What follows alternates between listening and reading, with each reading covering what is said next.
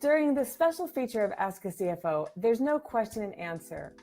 I would like to share something with you, share something of a philosophical nature about the world of accounting, something that doesn't have debits and credits in it. I know, can you believe that?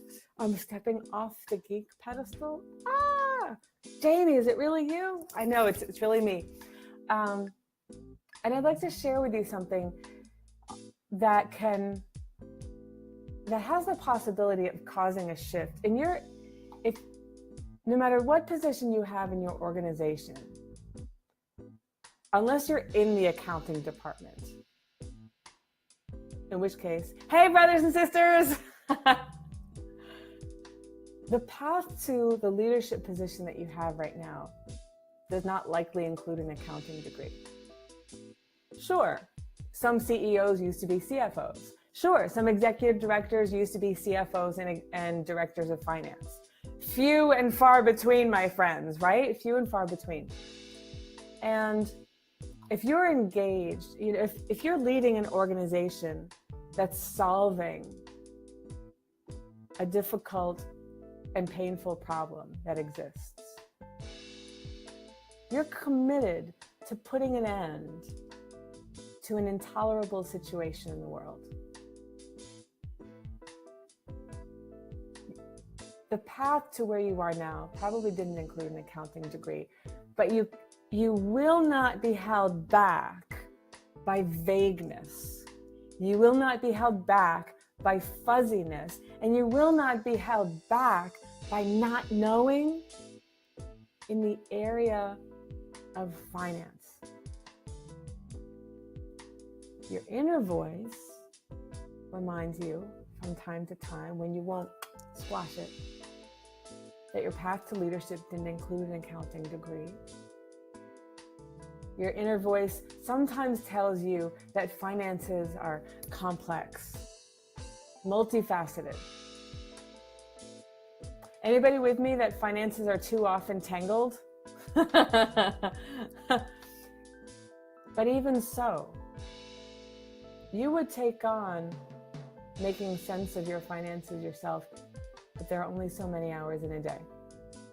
There are only so many hours in a day. But I also don't want you to forget what that inner voice is also whispering to you. This is what it's saying. I will not be held back by muddiness. I will act powerfully when I have only unanswered questions. I will decide in the face of ambiguity. Those we serve are calling me, and they will not be deferred. My friends, I want you to embrace the clarity that's available,